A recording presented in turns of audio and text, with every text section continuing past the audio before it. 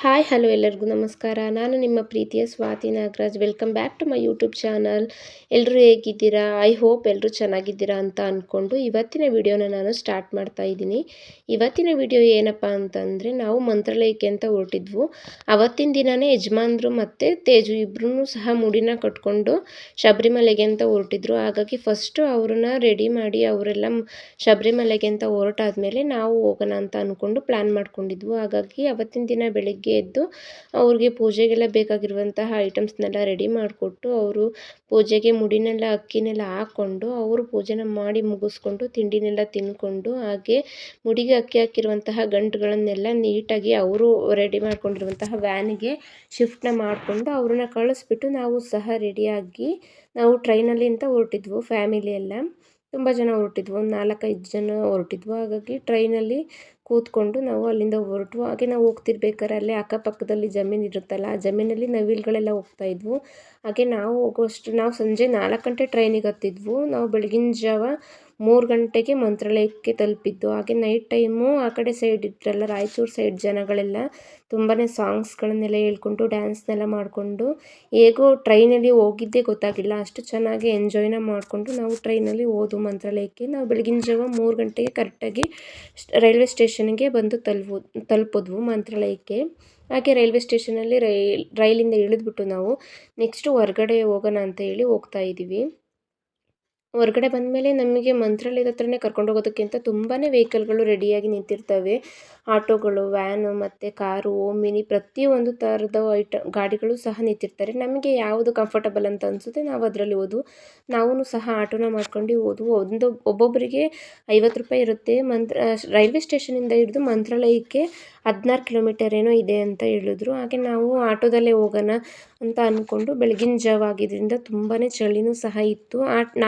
ನಾವು ಯಾವಾಗ ಹೋಗಿದ್ದು ಅಂತಂದರೆ, ನಾವು ಧನುರ್ಮಾಸ ಟೈಮಲ್ಲಿ ಹೋಗಿದ್ದು. ಆ ಟೈಮಲ್ಲಿ ತುಂಬಾ ಚಳಿ ಇರುತ್ತೆ. ಹಾಗೆ ನಾವು ಮಂತ್ರಾಲಯದ ಹತ್ರ ಬಂದು ತಲುಪಿದ್ವು. ನಾವು ಮಂತ್ರಾಲಯಕ್ಕೆ ಬರೋ ಅಷ್ಟರಲ್ಲಿ ಟೈಮೇಲೆ 3:30-4 ಗಂಟೆ ಹತ್ತತ್ರ ಆಗಿತ್ತು. ಬಂದು ಆಟೋದಲ್ಲಿ ಮಂತ್ರಾಲಯದ್ದು ಏನು ಗೇಟ್ ಇದೆ ಅಲ್ಲಿ ಇಳಿದ್ವು. ಎಂಟ್ರೆನ್ಸಲ್ಲಿ ಆಟೋದವ್ರಿಗೂ ಸಹ ಪೇಮೆಂಟ್ನ ಕೊಟ್ಬಿಟ್ಟು ನಾವು ಅಲ್ಲಿಂದ ದೇವಸ್ಥಾನದ ಒಳಗಡೆ ಹೋಗೋಣ ಅಂತೇಳಿ ನಡ್ಕೊಂಡು ಹೋಗ್ತಾ ಇದ್ವು. ಹಾಗೆ ಬೆಳಿಗ್ಗೆ ಚಳಿ ಇದ್ದಿದ್ದರಿಂದ ನಾವು 4 ಗಂಟೆ ಆಗಿತ್ತಲ್ಲ, ರೂಮ್ನ ಮಾಡ್ಕೊಳ್ಳೋಣ ಬೆಳಿಗ್ಗೆ ಒಂದು 8 ಗಂಟೆವರೆಗೂ, ಆಮೇಲೆ ರೆಡಿಯಾಗಿ ದೇವಸ್ಥಾನದ ಹತ್ರ ಹೋಗೋಣ ಅಂತೇಳಿ ಅಲ್ಲಿ ಹತ್ರದಲ್ಲಿರುವಂತಹ ಹೋಗಿ ಹೋಟೆಲ್ಗಳಲ್ಲಿ ಕೇಳಿದ್ವು. ಆದರೆ ಎಲ್ಲ ತವಲೂ ಬುಕ್ಕಿಂಗೇ ಇತ್ತು. ಯಾವುದು ಅಮೌಂಟ್ನ ಕೊಟ್ಟು ಆ ಟೈಮಲ್ಲಿ ಹೋಗಿರೋಂತಹ ರೂಮ್ಗಳು ಸಿಗಲಿಲ್ಲ. ಹಾಗಾಗಿ ಹೇಗಿದ್ರು 4 ಗಂಟೆ ಆಗಿದೆಯಲ್ಲ, ಸ್ವಲ್ಪ ಹೊತ್ತು ದೇವಸ್ಥಾನದ ಎದುರುಗಡೆ ಕೂತ್ಕೊಂಡು ಟೈಮ್ನ ಕಳ್ಕೊಂಡು ಆಮೇಲೆ ನಾವು ದೇವಸ್ಥಾನಕ್ಕೆ ಹೋಗೋಣ ಅಂತೇಳಿ ಅಲ್ಲೇ ಸ್ವಲ್ಪ ಹೊತ್ತು ಕೂತ್ಕೊಂಡು ಮಲ್ಕೊಂಡು ಮಾತಾಡಿಕೊಂಡು ಕೂತಿದ್ವು. ಹಾಗೆ ಧನುರ್ಮಾಸ ಟೈಮ್ ಇದ್ದಿದ್ದರಿಂದ ಬೆಳಗ್ಗೆ 5 ಗಂಟೆಯಿಂದನೇ ದೇವಸ್ಥಾನದಲ್ಲಿ ಪೂಜೆ ಇರುತ್ತೆ. ತುಂಬಾ ಚೆನ್ನಾಗಿರುತ್ತೆ ಪೂಜೆ, ಹೋಮ ಎಲ್ಲ ಅಂತ ಹೇಳಿದ್ರು. ಹಾಗಾಗಿ ನಾವು ಸುಮ್ಮನೆ ಮಲ್ಕೊಂಡು ಟೈಮ್ ವೇಸ್ಟ್ ಮಾಡೋದಕ್ಕಿಂತ ಸ್ನಾನ ಮಾಡಿಕೊಂಡು ರೆಡಿ ಆಗೋಣ ಅಂತೇಳಿ ನಾವು ಸ್ನಾನಕ್ಕೆ ಅಂತ ನದಿ ಹತ್ರ ಹೋದ್ವು. ನಾವು ನದಿ ಹತ್ರ ಹೋದಾಗ ಸ್ನಾನ ಎಲ್ಲ ಮಾಡ್ಕೊಂಡ್ಬಿಟ್ಟು ನಾವು ದೀಪನ ಹಚ್ಬೇಕು ಅಂತ ಹೇಳಿದ್ರು ಅಲ್ಲೇ ಇದ್ದಂಥವ್ರು. ಒಂದು ದೀಪದ ಬಟ್ಲಿಗೆ ಬಂದುಬಿಟ್ಟು 50 ರೂಪಾಯಿ ಇತ್ತು. ನಾವು ಸಹ ಒಂದು ಸಿಂಗಲ್ಲಾಗಿ ಸಪ್ರೇಟಾಗಿ ಎಲ್ಲರೂ ತಗೊಂಡು ನಮ್ಮ ಮನಸ್ಸಲ್ಲಿರುವಂತಹ ಕೋರಿಕೆನ ಕೇಳಿಕೊಂಡು ನದಿ ಒಳಗಡೆ ದೀಪನೂ ಸಹ ಹಚ್ಚಿಬಿಟ್ಟು ತುಂಬಾ ಚೆನ್ನಾಗಿ ಎಲ್ಲೂ ನಿಲ್ದಲೆ ದೀಪಗಳು ಸಹ ಹೋದ್ವು. ಹಾಗೆ ನಾವು ಸ್ನಾನನೆಲ್ಲ ಮಾಡಿಕೊಂಡು ರೆಡಿನೂ ಸಹ ಆದವು. ನನಗೆ ಮುಂಚೆಯಿಂದನೂ ಆಸೆ ಇತ್ತು, ನಾನು ನಮ್ಮ ಪಾಪುನ ಮಂತ್ರಾಲಯಕ್ಕೆ ಕರ್ಕೊಂಡು ಹೋದಾಗ ನಮ್ಮ ಪಾಪುಗೆ ನಾನು ರಾಯರ್ ಥರನೇ ರೆಡಿ ಮಾಡಿ ಕರ್ಕೊಂಡು ಹೋಗ್ಬೇಕು ಅಂತಲೇ ಆಸೆ ಇತ್ತು. ಅವನು ಸ್ವಲ್ಪ ಚಿಕ್ಕವನಿದ್ದಿದ್ದರಿಂದ ಅವನು ತುಂಬಾ ಹಠ ಮಾಡಿಕೊಂಡ ಈ ಥರ ಪಂಚೆ ಎಲ್ಲ ಹಾಕೊಳ್ಳೋದಕ್ಕೆ. ಆದ್ರೂ ಸಹ ನನ್ನ ಕೈಲಿ ಎಷ್ಟಾಗುತ್ತೆ ಅಷ್ಟು ನಾನು ಅವನನ್ನು ರೆಡಿ ಮಾಡಿಕೊಂಡು ದೇವಸ್ಥಾನದ ಹತ್ರ ಎಲ್ಲ ಕರ್ಕೊಂಡು ಹೋದೆ. ಹಾಗೆ ಅಲ್ಲಿ ನದಿಯಿಂದ ಬರ್ತಿದ್ದಂಗೆ ಇಲ್ಲೊಂದು ದೇವಸ್ಥಾನ ಇದೆ. ಆ ದೇವಸ್ಥಾನಕ್ಕೂ ಸಹ ಹೋಗಿ ಪೂಜೆನ ಮಾಡಿಸ್ಕೊಂಡು ಅಲ್ಲೂ ಸಹ ಪ್ರಸಾದನೆಲ್ಲ ತೊಗೊಂಡು ಅಲ್ಲಿಂದ ನೆಕ್ಸ್ಟು ನಾವು ಇನ್ನೊಂದು ದೇವಸ್ಥಾನಕ್ಕೆ ಹೋಗೋಣ ಅಂತೇಳಿ, ಹಾಗೆ ಇಲ್ಲಿ ಅವರು ತಲೆ ಮೇಲೆ ದೇವ್ರದ್ದು ಕಿರೀಟನ ಇಟ್ಬಿಟ್ಟು ಸಣ್ಣ ಮಾಡಿಸ್ತಾಯಿದ್ರು. ಹಾಗೆ ನಾವು ಸ್ವಲ್ಪ ಹೊತ್ತು ಸಣ್ಣ ಮಾಡಿಸ್ಕೊಂಡು ಅಲ್ಲೇ ಕೂತಿದ್ದು. ನೆಕ್ಸ್ಟ್ ಅಲ್ಲಿಂದ ನಾವು ಯಾವುದು ಪಕ್ಕದಲ್ಲಿದೆ ದೇವಸ್ಥಾನ ಅಂತ ನೋಡಿಕೊಂಡು ಹೋದ್ವು. ನನಗೆ ತುಂಬಾ ದಿನದಿಂದ ಆಸೆ ಇತ್ತು, ನಾನು ರಾಯರನ್ನ ಪೂಜೆ ಮಾಡೋಕ್ಕೆ ಹಿಡ್ದಾಗಿಂದನೂ ಮಂತ್ರಾಲಯಕ್ಕೆ ಹೋಗಬೇಕು ಅನ್ನೋದು ನನ್ನದೊಂದು ಕನಸಾಗಿತ್ತು. ಆದರೆ ಯಾವಾಗ ಈಡೇರುತ್ತೆ ಅಂತ ನಾನು ಅಂದ್ಕೊಂಡಿರಲಿಲ್ಲ. ಈಗ ನನಗೆ ನಮ್ಮ ಫ್ಯಾಮಿಲಿಯವರೆಲ್ಲ ಸೇರಿಕೊಂಡು ಹೋಗೋಣ ಅಂತ ಡಿಸೈಡ್ ಮಾಡಿಕೊಂಡು, ಹೇಗಿದ್ದರೂ ಯಜಮಾನ್ರು ಮತ್ತು ತೇಜು ಇಬ್ಬರೂ ಇರಲಿಲ್ಲ, ಅವರು ಶಬರಿಮಲೆಗೆ ಅಂತ ಹೋಗಿದ್ರು. ನಾನು ನಮ್ಮ ಪಾಪು ಇಬ್ಬರೇ ಇದ್ದಿದ್ದರಿಂದ ನಾವೂ ಸಹ ಇದೇ ಟೈಮಲ್ಲಿ ಹೋಗ್ಬಿಟ್ರೆ ಸರಿಯಾಗುತ್ತೆ ಅಂತ ಅಂದ್ಕೊಂಡು ನಾವು ಹೋದ್ವು. ಹಾಗೆ ದೇವಸ್ಥಾನದಲ್ಲಿ ಪೂಜೆನ ಮಾಡಿಸ್ಕೊಂಡು ನೆಕ್ಸ್ಟು ನಾನು ನದಿ ಹತ್ರನೂ ಸಹ ಈ ಥರ ವೀಡಿಯೋನ ಮಾಡ್ಕೊಂಡೆ. ತುಂಬಾ ಸ್ಪೇಸ್ ಇದೆ, ಚೆನ್ನಾಗಿದೆ ಮಾತ್ರ ಕೂತ್ಕೊಳ್ಳೋದಕ್ಕೆ ಆಗಲಿ ನಿಂತ್ಕೊಳ್ಳೋದಕ್ಕೆ ಆಗಲಿ, ಸ್ವಲ್ಪ ಹೊತ್ತು ಸ್ನಾನ ಮಾಡಿ ಬಟ್ಟೆನೆಲ್ಲ ತೊಳೆದ್ಬಿಟ್ಟು ಒಣಗಿ ಹಾಕಿಸ್ಕೊಳ್ಳೋದಕ್ಕೆ ಆಗಲಿ ಪ್ರತಿಯೊಂದಕ್ಕೂ ಸಹ ಚೆನ್ನಾಗಿತ್ತು ಜಾಗ. ಅಲ್ಲೇ ಒಂಟೆನೂ ಸಹ ಇತ್ತು, ಅದ್ರ ಮೇಲೆ ಮಕ್ಕಳನ್ನ ಕೂರಿಸ್ಕೊಂಡು ಒಂದು ರೌಂಡ್ ಓಡಾಡಿಸ್ತಿದ್ರು. ನಾನು ಹಾಗೆ ಬರೀ ಪಾಪುನ ತೋರಿಸ್ಕೊಂಡು ನೆಕ್ಸ್ಟ್ ದೇವಸ್ಥಾನದ ಹತ್ರ ಬಂದು, ನಾವು ಹೋಗಿದ್ದ ಟೈಮಲ್ಲಂತೂ ಧನುರ್ಮಾಸ ಟೈಮಲ್ಲಿ ತುಂಬಾ ರಶ್ ಇತ್ತು. ಎಲ್ಲಿ ನೋಡಿದ್ರೂ ಜನ ಜನ ಜನ, ಅಷ್ಟು ಜನ ರಶ್ ಇತ್ತು. ಹಾಗೆ ನಾವು ಹೊರ್ಗಡೆಯಿಂದನೇ ಕ್ಯೂ ಇತ್ತು, ಕ್ಯೂನಲ್ಲಿ ನಿಂತ್ಕೊಂಡು ಸ್ವಲ್ಪ ದೂರ ಒಳಗಡೆ ಎಂಟ್ರಿ ಆದವು. ಒಳಗಡೆ ಹೋದ್ಮೇಲೆ ಈ ಥರ ಜಾಗ ಇತ್ತು ಓಡಾಡೋದಕ್ಕೆ ಅಂತೇಳಿ ನಾನು ಸಹ ಸ್ವಲ್ಪ ಹೊತ್ತು ಅಲ್ಲೇ ದೇವಸ್ಥಾನದಲ್ಲಿ ಕೂತ್ಕೊಂಡು ಹಾಗೆ ಅಕ್ಕಪಕ್ಕದಲ್ಲಿರುವಂತಹ ದೇವ್ರುಗಳದ್ದೆಲ್ಲ ವೀಡಿಯೋನ ಮಾಡಿಕೊಂಡು ನೋಡಿಕೊಂಡು ಹೋದ್ವು. ರಾಯರ ಅನುಗ್ರಹ ಆಗಬೇಕು ಅಂತಂದರೆ ಅವ್ರನ್ನ ಮನಸ್ಸಾರೆ ಇಷ್ಟಪಟ್ಟು ಭಕ್ತಿಯಿಂದ ಪೂಜೆ ಮಾಡಿದ್ರೆ ಅವ್ರ ಅನುಗ್ರಹ ನಮಗೆ ಆಗೇ ಆಗುತ್ತೆ. ನಾವು ಸುಮ್ಮನೆ ಯಾರೋ ಮಾಡಿದ್ರು ಅಂತ ನಾವು ಮಾಡೋಕ್ಕೋದ್ರೆ ನಿಜವಾಗ್ಲೂ ಅನುಗ್ರಹನೂ ಸಹ ಆಗೋದಿಲ್ಲ. ನಮ್ಮ ಮನಸ್ಸಲ್ಲಿ ಅವ್ರಿಗೆ ಒಂದು ಜಾಗನ ಕೊಟ್ಟು ಅವ್ರನ್ನ ನಾವು ಭಕ್ತಿಯಿಂದ ಪೂಜೆನ ಮಾಡ್ತಾ ಹೋದರೆ ಖಂಡಿತವಾಗ್ಲೂ ನಮಗೆ ರಾಯರು ಒಂದಲ್ಲ ಒಂದು ದಿನ ಒಳ್ಳೆಯದನ್ನು ಮಾಡೇ ಮಾಡ್ತಾರೆ. ಹಾಗೆ ರಾಯರ ಬಗ್ಗೆ ಚರಿತ್ರೆನ ಕೇಳಬೇಕು ಅಂತಂದರೆ, ರಾಯರು ವೆಂಕಟೇಶ್ವರ ಸ್ವಾಮಿಯ ಅನುಗ್ರಹದಿಂದ ಜನಿಸಿದ್ದಾರೆ. ಅವ್ರ ತಂದೆ ಮತ್ತು ತಾಯಿ ಅವರಿಬ್ಬರಿಗೂ ಮಕ್ಕಳೇ ಆಗಿರಲಿಲ್ಲಂತೆ. ಆಗ ಅವರು ವೆಂಕಟಸ್ವಾಮಿಯವ್ರ ಹತ್ರ ಮೊರೆ ಹೋಗಿ ಕೇಳ್ಕೊಂಡ್ಮೇಲೆ ರಾಯರು ಜನನ ಆಗಿರೋದು. ಹಾಗಾಗಿ ಅವ್ರನ್ನ ವೆಂಕಟನಾಥ, ವೆಂಕಟಾಚಾರ್ಯ ಎಂದು ಇನ್ನೊಂದು ಹೆಸರಿಂದನೂ ಸಹ ಕರೀತಾರೆ. ನಾವು ರಾಯರನ್ನ ಮೆಚ್ಚಿಸ್ಬೇಕು ಅಂತಂದರೆ ಅವ್ರದ್ದು ಜಪ ಮಾಲೆ ಆಗಲಿ ಮಂತ್ರ ಆಗಲಿ ಪ್ರತಿಯೊಂದನ್ನು ಸಹ ಹೇಳ್ಕೊಂಡು ಪೂಜೆನ ಮಾಡೋದ್ರಿಂದ ನಮಗೆ ತುಂಬಾ ಒಳ್ಳೆಯದಾಗುತ್ತೆ. ಹಾಗೆ ನಾವು ನಮ್ಮ ಮನಸ್ಸೋ ಇಚ್ಛೆಯಿಂದ ನಾವು ಅವ್ರನ್ನ ಪೂಜ್ಯಾಯ ರಾಘವೇಂದ್ರಾಯ ಸತ್ಯಧರ್ಮರತಾಯ ಚ ಭಜತಾಂ ಕಲ್ಪವೃಕ್ಷಾಯ ನಮತಾಂ ಕಾಮಧೇನವೇ ಎಂಬ ಒಂದು ಮಂತ್ರದಿಂದ ನಾವು ನಮ್ಮ ಕೈಯಲ್ಲಿ ಎಷ್ಟು ಆಗುತ್ತೆ ಅಷ್ಟೂ ಸಹ ಹೇಳ್ಕೊಂಡು ಪೂಜೆನ ಮಾಡ್ತಾಯಿದ್ರೆ ತುಂಬಾ ಒಳ್ಳೆಯದಾಗುತ್ತೆ. ಹಾಗೆ ನಾವು ಅಕ್ಕಪಕ್ಕದಲ್ಲಿರುವಂತಹ ಎಲ್ಲ ದೇವರುಗಳ ವಿಗ್ರಹಗಳನ್ನು ಸಹ ನೋಡಿಕೊಂಡು ಕೂತ್ಕೊಂಡು ಸ್ವಲ್ಪ ಹೊತ್ತು ಹಾಗೆ ದೇವಸ್ಥಾನದಲ್ಲಿ ಕೂತ್ಕೊಂಡು ರಾಯರನ್ನ ನೋಡಿ ಮನಸ್ಸಿಂದ ಸ್ವಲ್ಪ ಹೊತ್ತು ಅವ್ರನ್ನ ಆರಾಧಿಸೋಣ ಅಂತ ಹೇಳಿ ಕೂತ್ಕೊಂಡು ಹಾಗೆ ಅಲ್ಲೇ ನಾನು ಸಹ ವೀಡಿಯೋ ಮತ್ತು ಫೋಟೋಸನ್ನು ಸಹ ಮಾಡಿಕೊಂಡೆ. ನೆಕ್ಸ್ಟು ಅಲ್ಲಿಂದ ಪಕ್ಕದಲ್ಲಿರುವಂತಹ ದೇವಸ್ಥಾನಕ್ಕೆ ಅಂತ ಬಂದವು.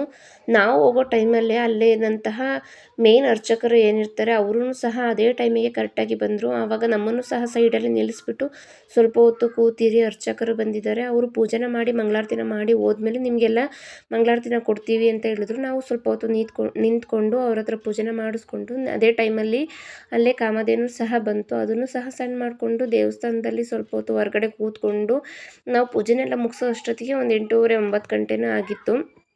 ಹಾಗೆ ಅಲ್ಲಿಂದ ನೆಕ್ಸ್ಟು ನಾವು ಬೇರೆ ಪಕ್ಕದಲ್ಲಿರುವಂತಹ ಎಲ್ಲ ದೇವಸ್ಥಾನಗಳಿಗೂ ಸಹ ಹೋಗಿ ಬರೋಣ ಅಂತ ಹೇಳ್ಕೊಂಡು ಆಟೋನ ಮಾಡಿಕೊಂಡು ಅಲ್ಲೇ ಪ್ರತಿಯೊಂದು ಆಟೋಗಳು ಸಹ ಸಿಗ್ತವೆ, ಆಟೋ ಕಾರು ಪ್ರತಿಯೊಂದು ಸಿಗ್ತವೆ. ಅಲ್ಲಿರುವಂತಹ ಸುತ್ತಮುತ್ತ 5 ದೇವಸ್ಥಾನಗಳಿದೆ. ಆ ದೇವಸ್ಥಾನಗಳಿಗೆಲ್ಲ ನಾವು ಹೋಗಬೇಕು ಅಂತಂದರೆ ಒಬ್ಬೊಬ್ಬರಿಗೆ 100 ರೂಪಾಯಿನ ತಗೊಳ್ತಾರೆ. ನಾವೂ ಸಹ 5-6 ಜನ ಇದ್ದಿದ್ದರಿಂದ ಆಟೋನ ಮಾಡಿಕೊಂಡು ಒಂದು ಸಿಂಗಲ್ ಆಟೋನ ಹೋದ್ವು. ಅಲ್ಲಿಂದ ಇಲ್ಲಿ ಆಂಜನೇಯ ಸ್ವಾಮಿ ದೇವಸ್ಥಾನ ಇತ್ತು, ಫಸ್ಟೇ ಹೋಗ್ತಿದ್ದಂಗೆ ಆಂಜನೇಯ ಸ್ವಾಮಿ ದೇವಸ್ಥಾನದಲ್ಲೂ ಸಹ ಸ್ವಲ್ಪ ಹೊತ್ತು ಕೂತ್ಕೊಂಡು ಪೂಜೆನ ಮಾಡಿಸ್ಕೊಂಡು ನೆಕ್ಸ್ಟ್ ಅಲ್ಲಿಂದ ರಾಯರು ಕೂತು ಜಪ ಮಾಡಿದಂತಹ ಜಾಗಕ್ಕೂ ಸಹ ಬಂದವು.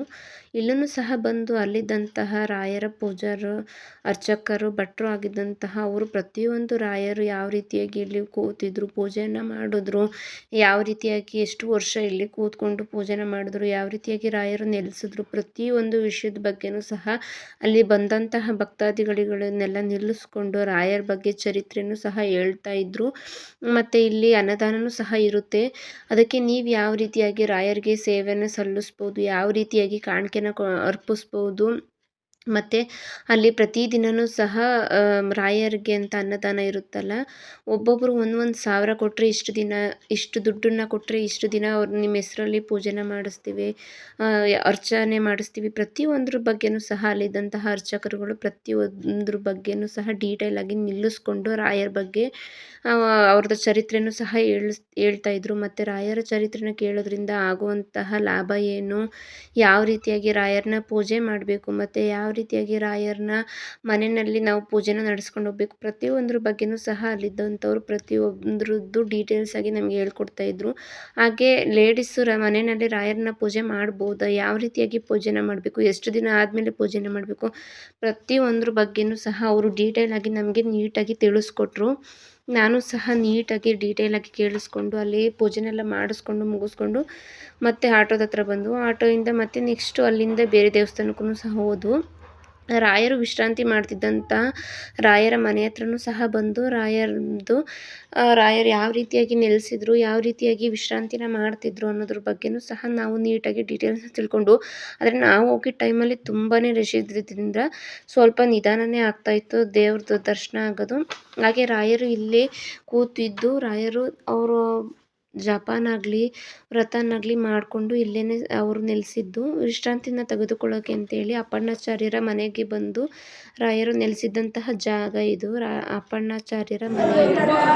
ಇಲ್ಲಿನೂ ಸಹ ಒಳಗಡೆ ಇದ್ದಂತಹ ಭಟ್ರು ರಾಯರ ಬಗ್ಗೆ ಪೂರ್ತಿಯಾಗಿ ಯಾವ ರೀತಿಯಾಗಿ ನೆಲೆಸಿದ್ರು ಅನ್ನೋದ್ರ ಬಗ್ಗೆ ಅವ್ರ ಬಾಯಲ್ಲೇ ಹೇಳಿದ್ದಾರೆ. ನಾನು ಅದ್ರ ಬಗ್ಗೆ ನೀಟಾಗಿ ಕ್ಯಾಪ್ಚರ್ನ ಮಾಡಿ ತೋರಿಸ್ತಾ ಇದ್ದೀನಿ. ನೀವು ಸಹ ಅವ್ರದ್ದು ವಿಡಿಯೋನ ಪೂರ್ತಿಯಾಗಿ ಕಂಟಿನ್ಯೂ ಆಗಿ ಕೇಳಿಸ್ಕೊಡಿ. ರಾಯರನ್ನ ಯಾವ ರೀತಿಯಾಗಿ ಪೂಜೆನ ಮಾಡಬೇಕು ಅನ್ನೋದ್ರ ಬಗ್ಗೆ ಅವ್ರು ಹೇಳ್ಕೊಟ್ಟಿದ್ದಾರೆ.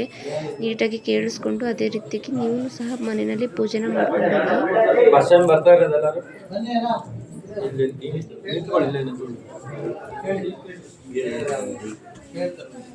ಈ ಮನೆ ಅಪ್ಪಣ್ಣಾಚಾರ್ಯರ ಮನೆ. ಅಪ್ಪಣ್ಣಾಚಾರ್ಯರು ಯಾರು ಅಂದ್ರೆ ರಾಯರ ಅಂತರಂಗ ಶಿಷ್ಯಂದ್ರು. ಅಪ್ಪಣ್ಣಾಚಾರ್ಯರು ಹಾಗೂ ರಾಯರು ಈ ಮನೆಯಲ್ಲಿ 13 ವರ್ಷಗಳ ಕಾಲ ಜೊತೆಲೇ ಇದ್ರು. ರಾಯರಿಗಿಂತ 2 ವರ್ಷ ದೊಡ್ಡವರಾದ್ರೂ ಕೂಡ ಅಪ್ಪಣ್ಣಾಚಾರ್ಯರು ದಿನನಿತ್ಯ ಅವ್ರ ಸೇವೆ ಮಾಡ್ತಾ ಇದ್ರು. ಗುರುಗಳ ಸೇವೆ ಮಾಡೋದ್ರಿಂದ ಬಹಳ ಪುಣ್ಯ ಕೆಲಸ ಇರುತ್ತೆ ಅಂತ ಹೇಳಿ ದಿನನಿತ್ಯ ಅವ್ರ ಕೈಕಾಲು ಹೊತ್ತಿ ಸೇವೆ ಮಾಡ್ತಾ ಇದ್ರು. ಇಲ್ಲಿ ದಿವಸ ಪೂಜೆ ಆದ್ಮೇಲೆ ಅಪ್ಪಣ್ಣಾಚಾರ್ಯರು ಒಂದು ಬೆಳ್ಳಿ ಬಟ್ಲಲ್ಲಿ ಹಾಲು ಇಡ್ತಾ ಇದ್ರು. ಹೊರಗಡೆ ಗ್ರಿಲ್ ಹಾಕಿದಾರಲ್ಲ, ಅಲ್ಲಿ ರಾಘವೇಂದ್ರ ಸ್ವಾಮಿಗಳು ವಿಶ್ರಾಂತಿ ತಗೊಂತಿದ್ದ ಜಾಗ, ಅಲ್ಲಿ ಹಾಲು ಇಡ್ತಾ ಇದ್ರು. ಇಲ್ಲಿ ಜೀವಂತವಾದ ಸರ್ಪ ಇತ್ತು ಹುತ್ತದಲ್ಲಿ, ಕೃಷ್ಣ ಸರ್ಪ ಅಂತ ಹೇಳಿದ್ರು ಹೆಸರು. ಹುತ್ತದಿಂದ ಆಚೆಗೆ ಹೋಗಿ ಹಾಲು ಕೊಡೋದು ಮತ್ತೆ ಹುತ್ತಕ್ಕೆ ಸೇರ್ತಾ ಇತ್ತು. ಒಂದ್ ದಿವಸ ರಾಯರು ಅದನ್ನ ಗಮನಿಸಿ ಅಪ್ಪಣ್ಣಾಚಾರ್ಯರಿಗೆ ಹೇಳ್ತಾರೆ, ಅಪ್ಪಣ್ಣ ಮನೇಲಿ ಸರ್ಪ ಇದೆ, ಬರೋಂತ ಜನರು ಹೆದರ್ತಿದ್ದಾರೆ ಅಂತ ಹೇಳಿ ವಿಶ್ರಾಂತಿ ತಗೊಂತಿದ್ದ ಜಾಗದಲ್ಲೇ ರಾಘವೇಂದ್ರ ಸ್ವಾಮಿಗಳು ದೇವರಿಗೆ ಪ್ರಾರ್ಥನೆ ಮಾಡ್ತಾರೆ. ರಾಯರ ಪ್ರಾರ್ಥನೆಗೆ ಜೀವಂತವಾಗಿದ್ದ ಸರ್ಪ ಹುತ್ತದಲ್ಲೇ ಶಿಲೆ ಆಗತ್ತೆ. ಅದೇ ಶಿಲೆನ ಹುತ್ತದಿಂದ ತೆಗೆದು ಪ್ರತಿಷ್ಠಾಪನೆ ಮಾಡಿದ್ದಾರೆ. ಈ ರೌಂಡ್ ಏನಿದೆ ಇದು ಹಾವಿನ ಹೆಡೆ, ಇದು ಕೃಷ್ಣನ ಮುಖ, ಸಣ್ಣದು ಕಿರೀಟ, ಇಲ್ಲಿಂದ ಇಲ್ಲಿ ನವಿಲುಗರೆ, ಚಕ್ರ, ಶಂಖ, 2 ಕಣ್ಣು, ಅಂಬೆಗಾಲ್ ಕೃಷ್ಣ. ಇಲ್ಲಿ ಪ್ರತಿ ಮಂಗಳವಾರ ಹಾಗೂ ಷಷ್ಠಿ ದಿವಸ ಅಭಿಷೇಕ ಇರುತ್ತೆ. ಮಂಗಳವಾರ ಪಂಚಾಮೃತ ಅಭಿಷೇಕ ಹಾಗೂ ಷಷ್ಠಿ ದಿವಸ ಕ್ಷೀರಾಭಿಷೇಕ ಇರುತ್ತೆ. ಮನೆಯಲ್ಲಿ ಯಾರಿಗಾದ್ರೂ ಮದುವೆ ಆಗಿಲ್ಲ, ಸಂತಾನ ಆಗಿಲ್ಲ, ಸರ್ಪದೋಷ, ಕುಜದೋಷ ಇದ್ರೆ 5 ಮಂಗಳವಾರ 7 ಮಂಗಳವಾರಕ್ಕೆ ಇಲ್ಲಿ ಕಾಯಿ ಸಂಕಲ್ಪ ಮಾಡ್ಕೊಂಡು ಹೋಗ್ತಾರೆ. 5 ಮಂಗಳವಾರದಲ್ಲಿ 2 ಷಷ್ಠಿ, 7 ಮಂಗಳವಾರದಲ್ಲಿ 3 ಷಷ್ಠಿ ಇರುತ್ತೆ. ಷಷ್ಠಿ ಅಂದ್ರೆ ಬಹಳನೇ ಇಷ್ಟ. ಹಾಗೆ ಮಕ್ಕಳು ವಿದ್ಯಾಭಿವೃದ್ಧಿಗೆ, ಆರೋಗ್ಯ ಸಮಸ್ಯೆಗೆ 1 ಮಂಗಳವಾರ ಅಥವಾ 2 ಮಂಗಳವಾರಕ್ಕೆ ಅಭಿಷೇಕ ಇರುತ್ತೆ. ಇಲ್ಲಿ ಗೂಡಲ್ಲಿರೋದು ಅಪ್ಪಣ್ಣಾಚಾರ್ಯರು ಪ್ರತಿಷ್ಠಾಪನೆ ಮಾಡಿರೋ ಪ್ರಾಣದೇವರು ಆಂಜನೇಯ ಸ್ವಾಮಿ. ಹಾಗೇನೆ ಎದುರುಗಡೆ ಪಾಂಡುರಂಗ ವಿಠಲ ಇದ್ದಾರೆ, ಅದು ರಾಯರಿಂದ ಪೂಜಿಸ್ಬಿಟ್ಟಿದ್ದು ಪಂಚಲೋಹ ವಿಗ್ರಹ. ದರ್ಶನ ಮಾಡ್ಕೊಳ್ಳಿ. ಯಾರಾದ್ರೂ ಅಭಿಷೇಕಕ್ಕೆ ಬರ್ಸೋದಿದ್ರೆ ಟೇಬಲ್ ಹತ್ರ ಬಂದು ಬರ್ಸ್ಬೋದು. ನೀವು ಸಹ ಕೇಳಿಸ್ಕೊಂಡ್ರಿ ಅಲ್ವಾ ರಾಯರ ಬಗ್ಗೆ, ಅವರು ಪವಾಡ ಯಾವ ರೀತಿಯಾಗಿತ್ತು ಅಂತ. ಅವನ್ನೇ ಸಹ ಅವರು ವಿಗ್ರಹವಾಗಿ ಮಾಡಿರೋಂತಹ ರಾಯರು. ಹಾಗೆ ನೀವು ನೆಕ್ಸ್ಟ್ ಅಲ್ಲಿಂದ ನಾವು ಪಂಚಮುಖಿ ಆಂಜನೇಯ ಸ್ವಾಮಿ ದೇವಸ್ಥಾನಕ್ಕೂ ಸಹ ಬಂದು, ಪಂಚಮುಖಿ ಆಂಜನೇಯ ಸ್ವಾಮಿ ದೇವಸ್ಥಾನಕ್ಕೆ ಬಂದು ಸ್ಟಾರ್ಟಿಂಗೇನೆ ಇಲ್ಲಿ ದೇವಸ್ಥಾನದ ಹಿಂಭಾಗದಲ್ಲಿ ಒಂದು ಕಲ್ಲಿರುತ್ತೆ. ಆ ಕಲ್ಲಲ್ಲಿ ನಾವು ಕಾಯಿನ ಅಂಟಿಸ್ಬಿಟ್ಟು ನಮ್ಮ ಮನಸ್ಸಲ್ಲಿರುವಂತಹ ಬೇಡಿಕೆನ ಕೇಳಿಕೊಂಡ್ರೆ ಅದು ನೆರವೇರುತ್ತೆ ಅಂತಂದರೆ ಕಾಯಿನೂ ಹಿಡಿಯುತ್ತೆ, ಇಲ್ಲ ಅಂತಂದರೆ ಕಾಯಿನೂ ಹಿಡಿಯೋದಿಲ್ಲ. ಹಾಗೆ ನಾವು ಸಹ ರಾಯರದ್ದು ಏನು ನಮ್ಮ ಮನಸ್ಸಲ್ಲಿತ್ತು ಅದನ್ನು ಕೇಳಿಕೊಂಡು ಕಾಯನ್ನು ಸಹ ಅಂಟಿಸಿದ್ವು. ಅಲ್ಲಿಂದ ನೆಕ್ಸ್ಟ್ ನಾವು ಇಲ್ಲಿ ದೇವಸ್ಥಾನ ಮುಂದ್ಗಡೆ ಬಂದು ಅವ್ರದ್ದು ಏನು ಮಂಗಳಾರತಿ ಇರುತ್ತೆ ಅದನ್ನೆಲ್ಲ ತಗೊಂಡು ದೇವ್ರದ್ದು ದರ್ಶನನೂ ಸಹ ಮಾಡಿಕೊಂಡು ಅಲ್ಲಿಂದ ನೆಕ್ಸ್ಟ್ ನಾವು ಮತ್ತೆ ಅದೇ ಪಕ್ಕದಲ್ಲಿರುವಂತಹ ರಾಯರ ಪಾದಿಕೆ ಹತ್ರನೂ ಸಹ ಬಂದ್ವು. ಹಾಗೆ ರಾಯರ ಪಾದಿಕೆ ಹತ್ರ ಬಂದು ಆಂಜನೇಯ ಸ್ವಾಮಿದು ಪಾದಿಕೆ ಇರುತ್ತಲ್ಲ, ಅದರಲ್ಲಿ ಪ್ರತಿಯೊಬ್ಬರಿಗೂ ಸಹ ತಲೆ ಮೇಲೆ ಇಟ್ಟು ಆಶೀರ್ವಾದನೂ ಸಹ ಮಾಡ್ತಾಯಿದ್ರು. ನಾವೂ ಸಹ ಕೂತ್ಕೊಂಡು ಅದರಲ್ಲಿ ಆಶೀರ್ವಾದನ ಮಾಡಿಸ್ಕೊಂಡು ನೆಕ್ಸ್ಟು ಅಲ್ಲಿಂದ ನಾವು ಪಂಚಮುಖಿ ಆಂಜನೇಯ ಸ್ವಾಮಿ ದೇವ್ರನ್ನ ದರ್ಶನ ಮಾಡೋಣ ಅಂತೇಳಿ ನಾವು ಮೇಲ್ಗಡೆ ದೇವಸ್ಥಾನ ಹತ್ತಕ್ಕೆ ಅಂತ ಸ್ಟಾರ್ಟ್ ಮಾಡಿದ್ವು. ರಾಯರ ದೇವಸ್ಥಾನಕ್ಕೆ ಬಂದು ಅವ್ರನ್ನ ಆಶೀರ್ವಾದ ತೊಗೋಬೇಕು ಅಂತಂದರೆ ತುಂಬಾ ಪುಣ್ಯನ ಮಾಡಿರಬೇಕು. ನಾವು ಎಷ್ಟೇ ಸಲ ಹೋಗಬೇಕು ಅಂತ ಅಂದ್ಕೊಂಡ್ರೂ ಸಹ ನಮಗೆ ಹೋಗೋದಕ್ಕೆ ಆಗ್ತಾನೇ ಇರಲಿಲ್ಲ. ಆದ್ರೂ ಸಹ ಈ ಟೈಮಲ್ಲಿ ಹೋಗಬೇಕು ಅಂತ ನಮ್ಮ ಮನಸ್ಸಲ್ಲಿ ಅಂದ್ಕೊಂಡಿದ್ರಿಂದ ಪಟ್ಟಂತ ಆಯಿತು. ನಾವು ಸಹ ಅಲ್ಲೆಲ್ಲ ದರ್ಶನ ಮಾಡಿಕೊಂಡು ಮತ್ತೆ ರಾಯರ ಮಠದ ಹತ್ರ ಬಂದು ಅಲ್ಲೂ ಸಹ ಹೋಗಿದ್ದಂಥ ನಾವೆಲ್ಲರೂ ನಿಂತ್ಕೊಂಡು ಫೋಟೋನ ತೆಗೆಸ್ಕೊಂಡು, ಹಾಗೆ ನಮ್ಮ ಪಾಪುನು ಫೋಟೋನ ತೆಗೆಸ್ಕೊಂಡು ಅಲ್ಲಿ ಪ್ರಸಾದನ ತಗೊಂಡು ನಾವು ನೆಕ್ಸ್ಟು ಅಲ್ಲಿಂದ ಸಂಜೆ ಮನೆಗೆ ಅಂತ ಹೊರಟ್ವು.